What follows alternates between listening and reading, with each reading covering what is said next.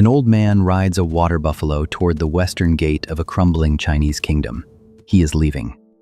He has watched his country tear itself apart for decades. Warlords, burning villages. Princes poisoning their brothers. Thank you, brother. Scholars selling their souls for a seat at the wrong man's table. He has decided he has seen enough, and he is going to disappear into the mountains and never come back. But the gatekeeper, a man named Yingxi, recognizes him. He knows this old man is one of the wisest people alive, and he refuses to let him pass through the gate until he writes down everything he knows.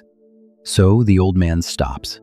He sits down, and in one sitting, according to the legend, he writes 81 short poems on bamboo strips, 5,000 Chinese characters, no introduction, no conclusion, no table of contents. He hands the bundle to the gatekeeper, climbs back on his buffalo, and rides off into history. Nobody ever sees him again. That bundle is the Tao Te Ching. It is the second most translated book in the history of the world, beaten only by the Bible. Most people treat the Tao Te Ching like a collection of fortune cookies, soft little sayings about going with the flow and being like water. The quotes appear everywhere, on coffee mugs, on yoga studio walls, on the bottom of Instagram posts about manifesting your best life. That reading does the book a serious injustice. The Tao Te Ching was written somewhere around the 6th century BC, during one of the most violent eras in Chinese history. A period historians call the Spring and Autumn period, bleeding straight into the Warring States period. Cities were being leveled, families were being slaughtered. Entire bloodlines were being erased in a single afternoon. The man we call Lao Tzu, which simply means old master, was not writing inspirational content for a peaceful audience. He was writing a survival guide for people whose world was burning down around them, and he buried that survival guide inside 81 poems that look simple on the surface, but operate like a precision instrument underneath. The reason this book has lasted 2,500 years and outlived every empire it was written against is because it does something almost no other ancient text does. It does not tell you what to believe. It tells you how reality actually works. And once you see it, you cannot unsee it.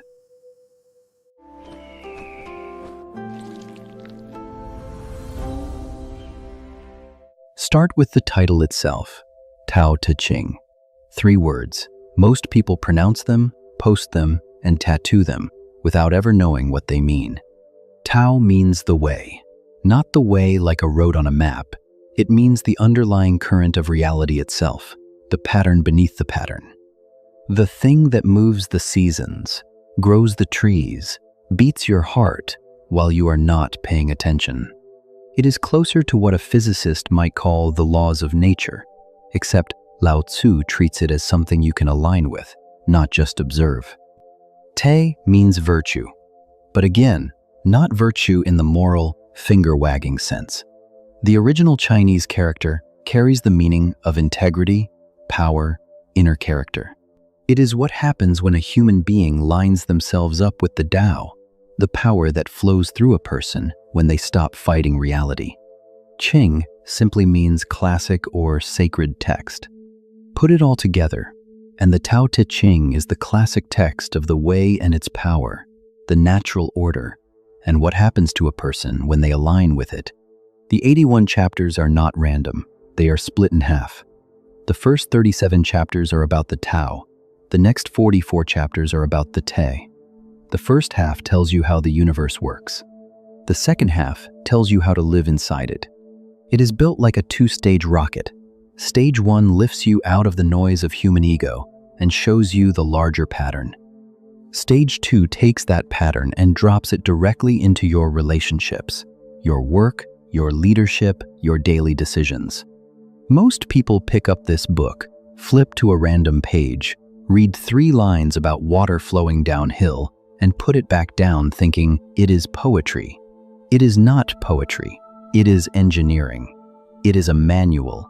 And it was hidden inside poetry, because that is the only form delicate enough to carry it across 25 centuries without breaking.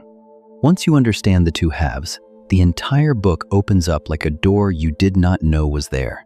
The nameless Tao. Lao Tzu opens chapter 1 with a sentence that has frustrated translators for 2,500 years. The Tao that can be told is not the eternal Tao. The name that can be named is not the eternal name. Think about what he is doing. Most religious or philosophical texts start by defining their terms. Lao Tzu opens by warning you that the most important thing in his entire book cannot be defined. The moment you try to wrap words around it, you have already lost it. The reason is this: the human ego runs on language. We name things, we categorize them, we put them in boxes, and once something is in a box, we stop seeing it, we just see the label. That opening line shuts down the categorizing mind before the reader even turns the page. It says, quietly, that the truth he is about to point at is larger than any sentence he can build, and so you will have to read with a different part of yourself, not the part that argues, the part that notices. The first 37 chapters then begin to circle this nameless thing from every possible angle. In chapter 8, he writes that the highest good is like water. Water benefits all things without competing. It flows to the lowest places that people disdain.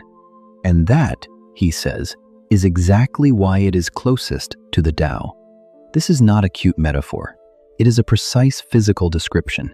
Water does not strain, it does not push, it does not announce itself, and yet over enough time, it cuts canyons through solid rock.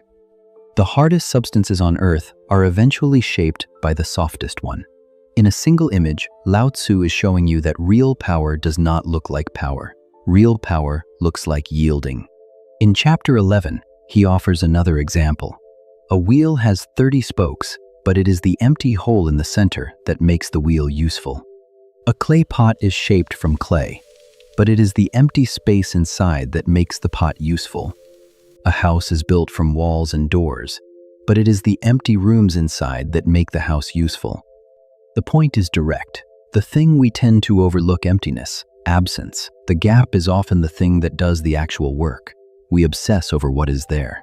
Lao Tzu points to what is not there.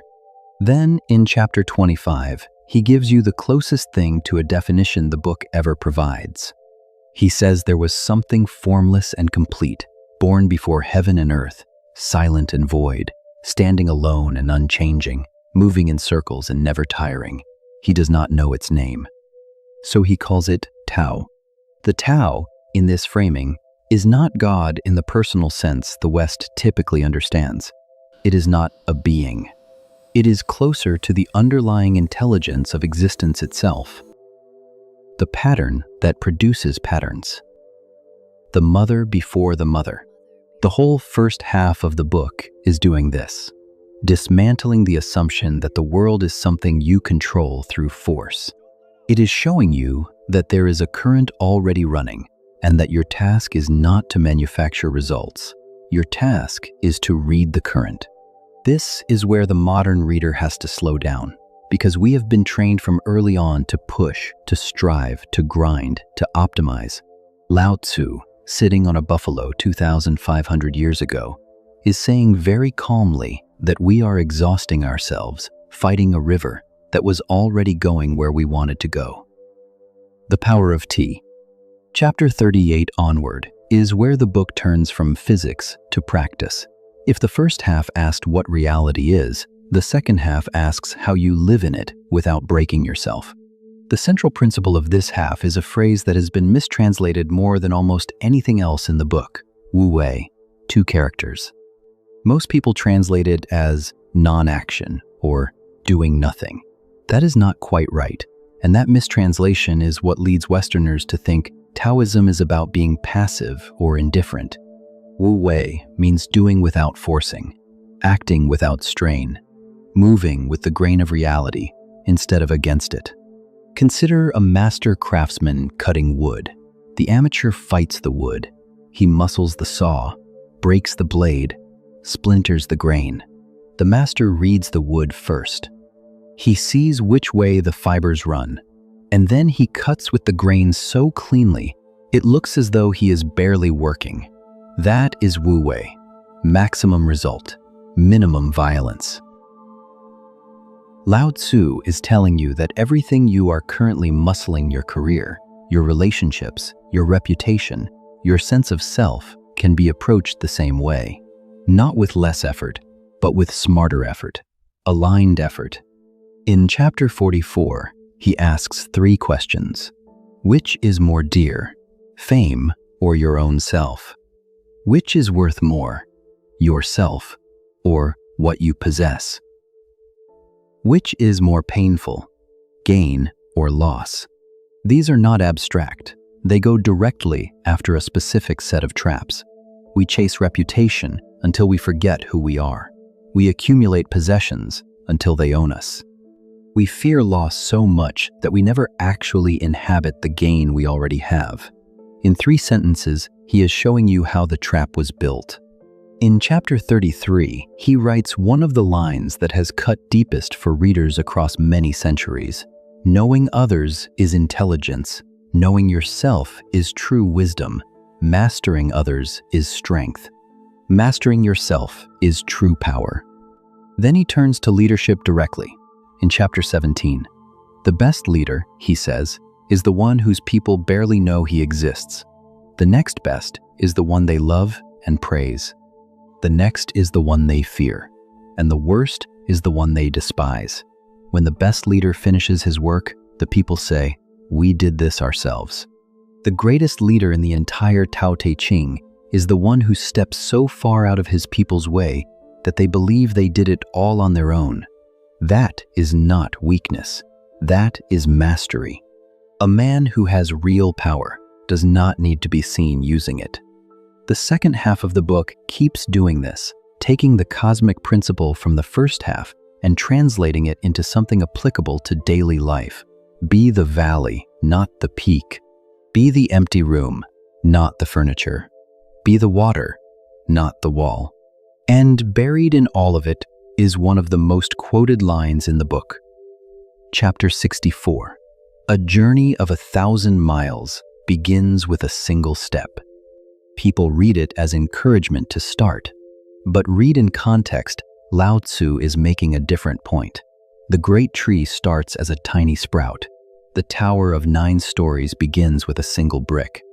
And every massive disaster also started with one small misjudgment that nobody corrected. He is not only telling you to begin, he is warning you that everything in your life, good and bad, is being built right now in invisibly small increments. The marriage that fails 10 years from now is failing today. The career that opens up in a decade is being built this morning. Pay attention to the small thing, because the small thing is the only thing there ever is.